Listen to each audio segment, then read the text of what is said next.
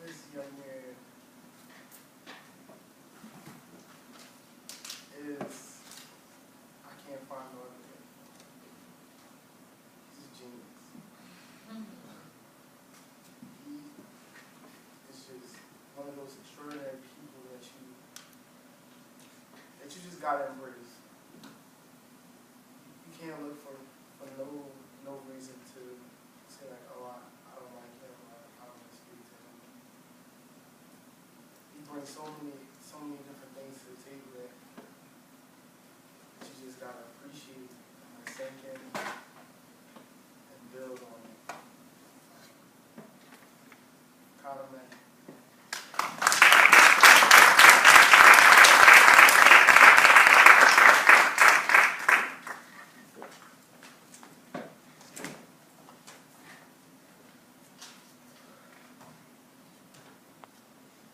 How's everyone doing?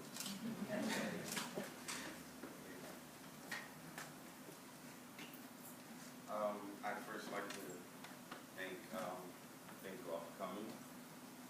I'd like to thank Edgar, Isaiah, and Poppy for providing us with space.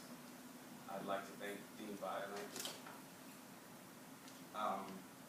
for talking to us today and allowing us to reflect on all the things that we've experienced throughout the mentor. I'll start off with a quote. Experience is merely the name men give their mistakes. Oscar Wilde. I've learned a lot in my 19 years of living. I learned that love comes in different forms. I've learned the most memorable life lessons can come from the most unexpected places. But most of all, I learned that you must first fail in order to succeed. And that you got to look at Dre when you present teacher. Eye contact, very important.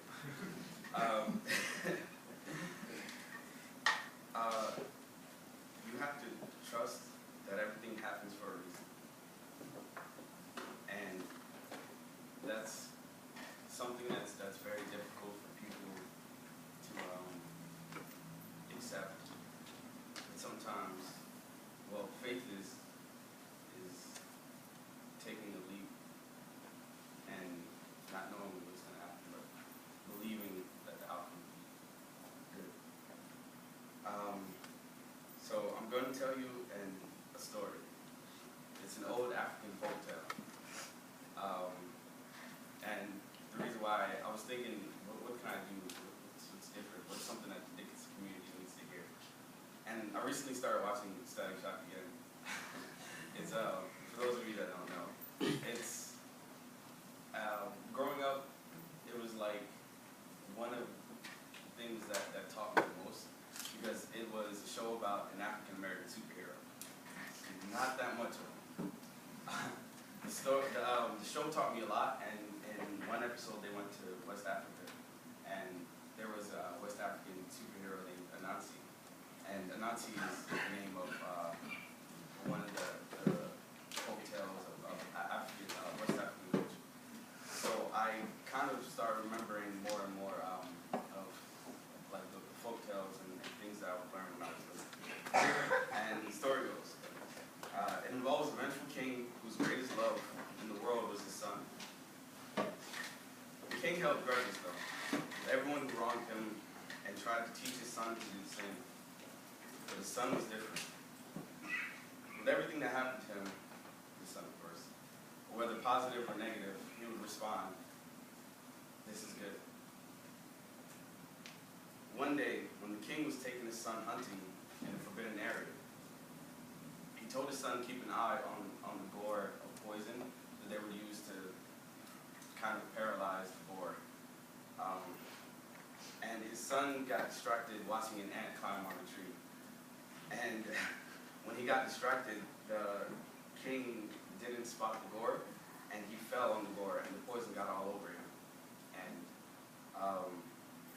child ran to his father and said, "Father, don't be mad. This is good." Infuriated, the king yelled at his son to run to the village to get help before the poison could take effect.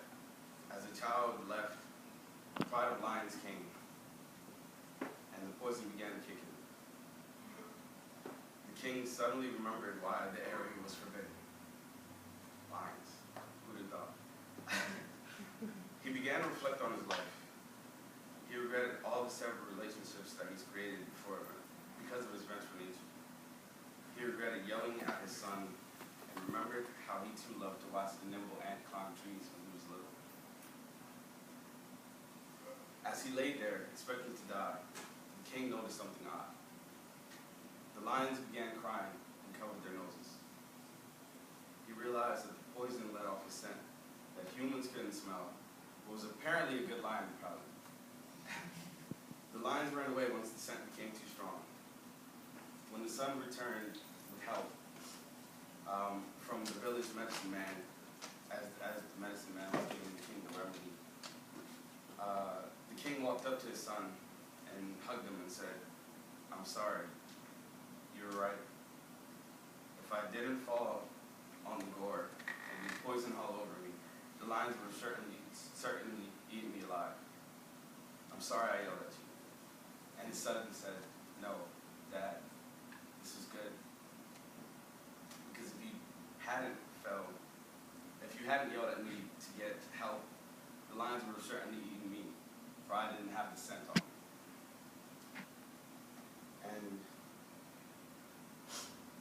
And the king began to weep. He vowed that he would try his best to connect with the people that he wronged. I'll tell you the story for 3 reasons. Reason 1 is because we sometimes let our emotions get the best of us, and pride begins to blind us. Over the course of this program, I've learned to swallow my pride wrong. 2, we must first face the struggle of failing and see the flaw of our ways before we make any progress towards achieving better relationships. 3, having a positive outlook on life can help you cope with the most difficult challenges. 4, I know I said there was only going to be 3, but sometimes life happens. And something you didn't expect comes and rears its head. You must not falter. But don't worry. If it happened, then it was meant to be. A beautiful spirited someone who studied abroad in Chile for a year, junior year, reminded me of that. They say that life is the cruelest teacher. That will give you the test first, then the lesson. So I will leave you with this.